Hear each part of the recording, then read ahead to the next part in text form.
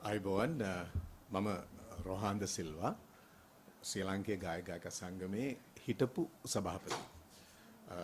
ජගත් වික්‍රමසිංහ අපේ වර්තමාන විශාල ජගත් වික්‍රමසිංහ වර්තමාන සභාපතිවරයා. මම ඇත්තටම පෞද්ගලිකවත් සාමූහිකවත් ගොඩාක් සන්තෝෂ වෙනවා. මොකද මේ ගීතේ අයිතිය ගායකයාට අයිවීම පිළිබඳව උණු ඒ අසාධාරණ තත්ත්වයන් ගැන බොහෝ අත්දැකීම් තිබුණු ගායන ශිල්පියෙක් හැටියට මට පෙර හිටපු විශාරද ජානක වික්‍රමසිංහත් එක්ක එකතු වෙලා ඊට පස්සේ මේකට නායකත්වයේ දීලා මේ කතාව වසර ගණනාවක් හිටපු රජයන් සමග සාකච්ඡා කළා. සාකච්ඡා වාර 30 ගණනකට ගියාට පස්සේ තමයි මේ වර්තමාන රජය බලයටපත් උනේ. මේ අගෝස්තු 5 වෙනිදාට වර්තමාන ගරු ජනාධිපති අනුර දිසානායක ජනාධිපතිතුමාව අපි ජ්‍යෙෂ්ඨතම කලාකරුවන් පිරිසක් එක්ක ගිය වසරේ අගෝස්තු 5 වෙනිදා මේ ප්‍රශ්නය ගිහිල්ලා කෙලින්ම ඉදිරිපත් කරා. ඒකට සහභාගී වුණා ටී.එම්. ජයරත්නයන්, එතකොට ආචාර්ය සුජාතා අත්තනායක මැතිණිය, අපේ ශාරද සුනිල් ඉදිරිසිංහ මහත්මයා, ඒත් එක්කම අපේ සභාපති ජගත් වික්‍රමසිංහ, ජානක වික්‍රමසිංහ, දීපිකා ප්‍රියදර්ශිනී පීරිස් ඇතුළු අපි දස දෙනෙක් ප්‍රවීණතම ශිල්පීන් ගිහිල්ලා සහභාගී වුණා. එතුමා බොහොම සංවේදීව මේ කතාව අහගෙන ඉඳලා කිව්වා පුළුවන් තරම් ඉක්මනින් ඇත්තටම මෙතන අසාධාරණයක් වෙලා තියෙනවා මේක විසඳනවා කියලා. ඒකට කමිටියක් පත් කළා. අපි ඒ දීර්ඝ සාකච්ඡාවලට ගියා. සාකච්ඡාවර බර ගණනකට ගිහිල්ලා මේ වෙනකොට අපි විශ්වාස කරනවා මේ රජය අපි ඉල්ලන්නේ එක දෙයයි 2003 අංක 36 දරන බුද්ධිමය දේපල පනතේ ගායකයාට ගීතයේ අයිතිය අහිවීම නැවත හරිගස්සන ලෙස. ඒ කියන්නේ පද රචකයා, සංගීත අධ්‍යක්ෂකවරයා සහ ගායකයන් තිදෙනාටම ගීතයේ අයිතිය ලැබිය යුතු යන ඒ වගන්තිය ඇතුළත් කරලා දෙන්න කියලා.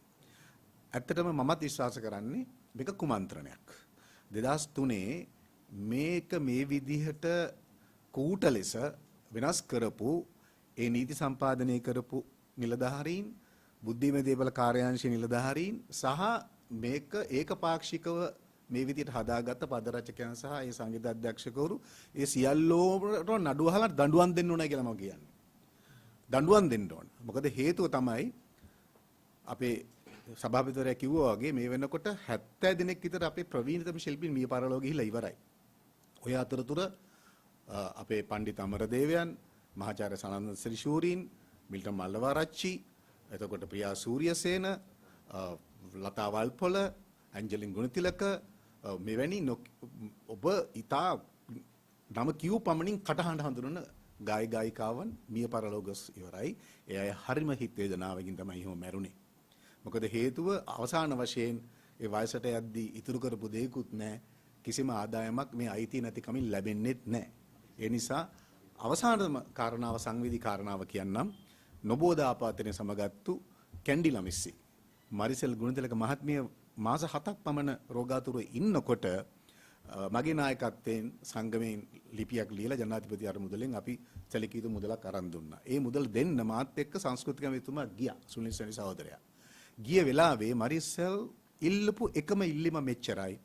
බොහොම ස්තුතියි ඇමතිතුමා. අත් දෙක අල්ලලා කිව්වා අනේ ඇමතිතුමා අපේ මේ ගීතය ඇති නැතිකමින් අපි බොහොම පීඩාවට ලක් වෙලා තියෙනවා. අඩු ගානේ මගේ ඇස් දෙක පියවෙන්න ඉස්සෙල්ලවත් මේ නීතිය සංශෝධනය කරලා දෙන්න කියලා. නමුත් දැන් එතුමියත් මිය පරලොව ගියා. අදටත් ඒක උනේ නැහැ. දැන් අපි කියන්නේ තවත් කල් ගන්න එපා. හැබැයි මම මේක මේ මුල් අවධියේදී මේ පනත සංශෝධනය කරන්න මුල් වෙච්ච ඒ අදාළ නිලධාරියටත් ඉතින් අර අපේ මේ මානව හිමිකම් මේ අපේ කල්මනාකරතුමා කිව්වා අපි හරි සංවේදීව කතා කරනවායි කියලා. මට එතන කොයිතරම් මට ඒ වෙලාවේ සංවේදීව දැනනවද කියනවා. මම ඇත්තටම කිව්වා ඔබතුමා අපිට කෙලිය නේද කියලා. මම කෙලින්ම කිව්වා එතුමාට. කෙලින්ම කිව්වා. මොකද හේතුව ඒ කරපු වැඩෙන් වෙච්ච අසාධාරණේ අපි දැක්කා මහාචාර්ය සනන්දන් සිරිගේ මූණේ. අපි දැක්ක පණ්ඩිත අමරදේවයන් අහිංසක මහත්මයාගේ මූණෙන් අපි දැක්ක මොනතරම් අසරණ වුණාද කියලා. ඒ නිසා කරුණා කරලා අපි කාගේවත් අයිතිවාසිකමක් උදුරා ගන්න උත්සාහ කරන්නේ නැහැ. ගීතයක පද රචකයා, සංගීත අධ්‍යක්ෂකවරයා, ගායන මේ තිදෙනාගේම නිර්මාණාත්මක සහ බුද්ධිමය දේපලක් තියෙනවා කියන එකයි පිළිගන්න කියලා කියන්නේ.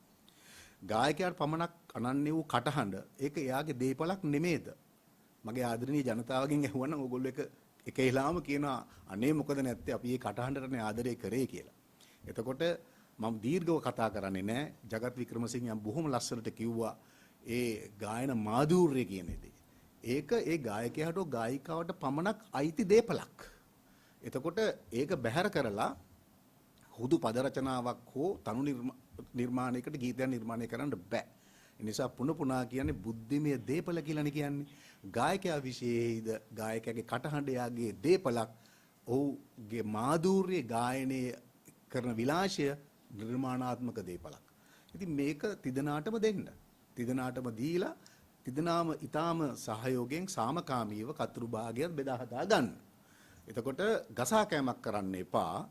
හරිද? කරුණා කරලා මංකොල්ල කන්න එපා. මාෆියා වැඩ කරන්න එපා. අපි කියන්නේ රජය නිර්දේශ කරන රජයේ අධිකාරියක් ආයතනයක් මගින් මේක නියාමනය කරලා ඒක සංවෘත වේවා ප්‍රසංග වේදිකා වේවා විද්‍යුත් වේවා ඒක ඊටා නාම මාත්‍රික අගයක් තමයි පිටරටවල වලත් ගන්නෙ. එතකොට ඒ නිසා ඒ හරහා ජනතාවට ඒක අමතර බරක් නොවිය යුතුයි සංවිධායකරුන්ට අමතර බරක් නොවිය යුතුයි. අර මම හැමදෙස්සෙම පාවිච්චි කරනවා මල් නොතලා රේනුතලා උන් පැණි බනවා. ඒ කියන්නේ කාටවත් මේක බරක් හැටියට දැනෙන්න අරින්න එපා. ජනතාවට තියෙන අහිංසකම රසවින්දනාත්මක නිර්මාණය තමයි ගීතය. නේද? ඇලේ වෙලේ දොලේ කුඹුරේ හැමතැනම රාත්‍රී වැඩමුරේ ගමනාගමනයේදී බස් එකේ පොලේ හැමතැනම මිනිස්සු අහිංසකව රසින්දින ගීතය ඒකට තහංචි දාන්න එපා. ඒකට බදු ගහන්න හදන්න එපා. නමුත් වාණිජ්‍යමය පදනමක එනකොට යම් කතුරු භාගයක් මම නැවතත් කියන්නේ දැන් අප්‍රායතන කියන කිව්ව 2.5යි විකුණුපු මිලවල වටිනාකම. ඉතින් අපි ඒකට එකඟයි. හැබැයි ඒකත් ඒ තිදෙනාටම බෙදලා දෙන්න. දෙන්නෙකුට ගන්න එහෙම කරන්න දෙන්න එපා.